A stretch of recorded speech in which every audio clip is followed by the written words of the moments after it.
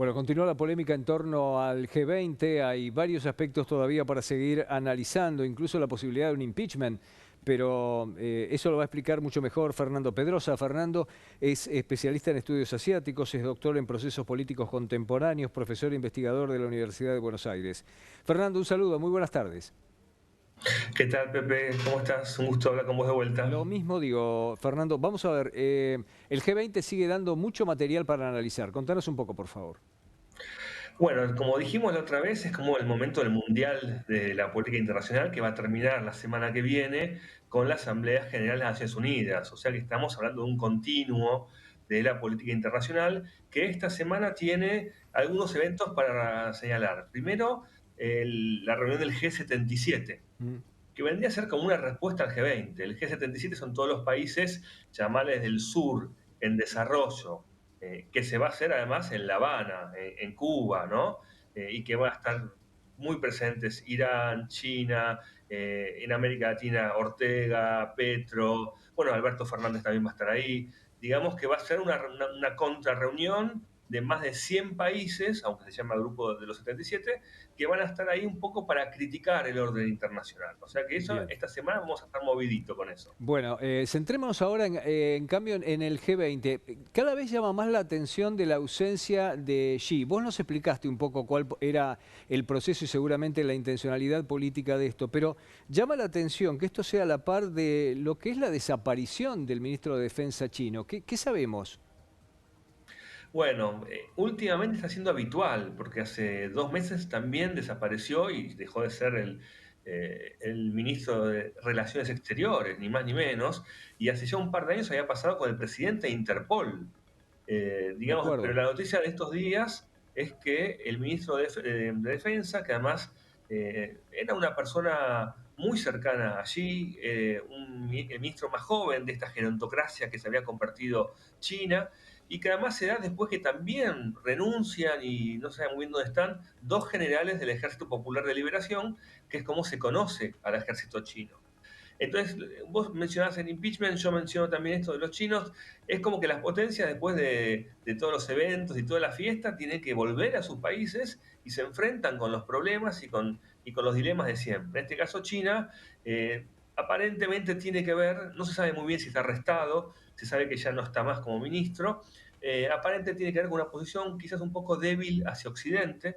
Ya no era aquel lobo que era hace unos años, algunas negociaciones que no tenían que haberse dado, y su reemplazo por el ex ministro, que es un duro, ¿no? O sea que quizás ahí estamos hablando de vuelta de algo que vos mencionaste la vez pasada, que son las disidencias, los problemas internos del Partido Comunista Chino que no terminan de resolverse.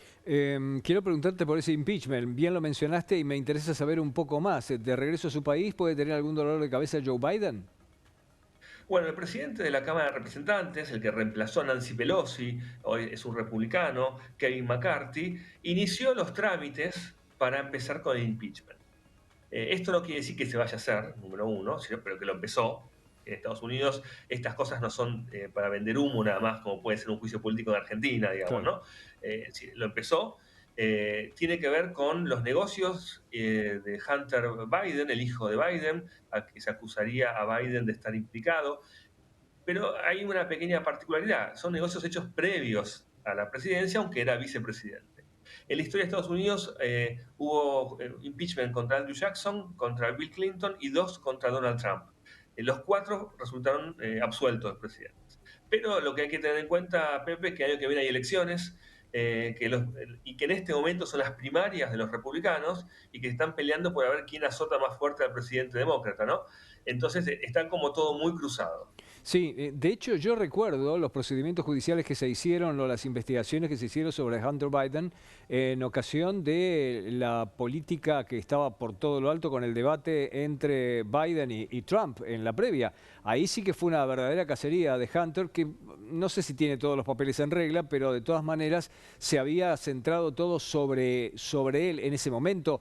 Negocios en Libia, o presuntos, vamos a ponerlos así porque no nos consta, presuntos negocios en Libia y una gran cantidad de cuestiones que ahora justo en un proceso preelectoral son las elecciones el año que viene, si no me equivoco, ¿verdad?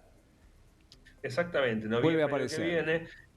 Exactamente. Lo que pasa es que se sumó que lo engancharon a Hunter comprando un revólver en forma ilegal.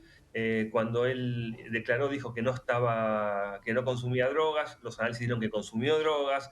Bueno, medio que se le movió de vuelta todos estos asuntos. Llegó a un acuerdo con la fiscalía donde admitía que era culpable, pero que él pensaba que eso cerraba todos los temas, y esto no cierra todos los temas, abrió otros.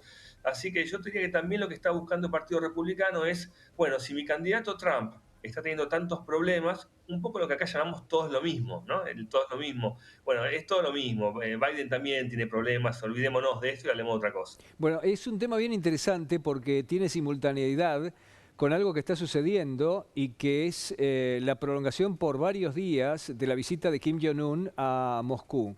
Y este proceso está siendo seguido muy en detalle por Estados Unidos, que ha confesado, off the record, que quiere entrarle de alguna manera a Corea del Norte, que quisiera tener algún nivel de diálogo, aunque fuera muy primario, con Corea del Norte, pero que no encuentra la forma. Y ahí está otra vez Trump, que sí logró conversar con Kim Jong-un. Así es. Bueno, en general los duros pueden hablar, como fueron Nixon con Mao y ahora, hace unos años, Trump con el presidente coreano. Lo que te puedo decir es que la reunión de Putin con el presidente coreano es como una especie de asociación de parias, ¿no? De países sancionados, que no tienen mucho lugar donde expresarse, pero que son países que producen armas de muy buena calidad y armas nucleares. Entonces, lo que Estados Unidos teme es que Rusia empiece a apoyar la producción de nuevos misiles o de nuevas armas, y por eso hoy mismo Estados Unidos dio un mensaje vendiendo unos aviones F-35 a Corea del Sur, que no es una venta significativa, son aviones de última generación, pero como diciendo, mira, vamos a apoyar a Corea del Sur, porque realmente que el presidente coreano haya ido a Rusia y que Putin haya aceptado ir a Corea del Norte, que está sancionada con sanciones que la misma Rusia votó a favor, ¿no? Me parece que está hablando de que si están empujando mucho a los márgenes a Corea del Sur, a Corea del Norte y a Rusia, bueno, estos van a intentar juntarse y ver cómo pueden resistirlo. Estás mencionando un punto sumamente interesante, sobre todo por esta coyuntura por la que te voy a preguntar ahora. Estados Unidos dijo que si eventualmente Corea del Norte termina de suministrar armas, aunque sea convencionales, a Rusia, merecerá más sanciones de la ONU y además será todavía castigado con mucha más dureza, con más restricciones y demás por parte de Estados Unidos, a lo que Corea del Norte dice que no va a tolerar semejante cosa. Fernando, yo tuve oportunidad de conversar hoy con Alejandro Cabo de Benós. Alejandro Cabo de Benós es un representante en Occidente de Kim Jong-un, del gobierno de los Estados Unidos. Él reside en Tarragona, pero desde toda la vida ha representado para Occidente algunos intereses, sobre todo culturales y demás. Y dijeron que no están dispuestos a tolerar más sanciones, que su fidelidad con Putin será hasta el final. Llegó a tildar de guerra justa la de Putin en Ucrania, y además dijo que si tienen que usar armas nucleares en el momento, si se sienten amenazados, lo van a hacer. La verdad es que es un panorama que se ha puesto mucho más complejo. Sí, es cierto que el líder coreano del norte siempre ha sido mucho más bocón, y ha sido muy especialista en tirar este tipo de cosas para después negociar, ¿no? Y también es cierto que tanto Rusia como Corea del Norte, especialmente Corea del Norte, está muy limitado por China también. Es decir, China siempre actúa como, bueno, déjalo correr al loco, porque en última instancia el que va a decidir soy yo. Entonces también lo utiliza China para ver cómo podemos después hablar con Estados Unidos y yo cobrar el favor de bajarte al líder coreano, ¿no? Entonces yo creo que hay que estar atento porque efectivamente es un tipo que está muy marginal en el mundo, en la relación mundial, es un tipo con armas nucleares, es un tipo que es bastante impredecible, pero al mismo tiempo está contenido por China. Entonces, hoy eso es una pequeña solución, pero no sabemos qué pasará en el futuro si las relaciones de China con Estados Unidos empeoran, porque estos países tienden siempre a pelearse a través de interpósitos países, ¿no? Como fue la guerra de Vietnam, la guerra de Afganistán, la guerra esta misma de Ucrania, ¿no? Entonces, me parece que, como vos decís, hay que seguir el tema con mucha preocupación y cuidado. Este encuentro de Kim Jong-un con Vladimir Putin, no solamente un encuentro, esta estadía de varios días, que es muy poco usual por parte del líder norcoreano. Salir del país en las condiciones que sale y además estar varios días es algo muy poco usual. Ante el silencio de China, ¿Ha afectado de alguna manera o es observado de alguna manera en detalle por el G20? Bueno, el G20 se terminó, digamos, esa reunión se terminó. Esto que vos mencionás, el G20, o lo que yo mencioné, el Grupo 77, o la Asamblea de la ONU, son foros donde las potencias también hacen su especie de acto para hablar y para generar mensajes. Lo que importa más que nada en esos momentos es lo que siempre decimos, las reuniones informales, las reuniones bilaterales, porque ahí todos mandan delegados, ¿no? Aunque no esté Rusia, Rusia manda delegados, Corea del Norte manda delegados.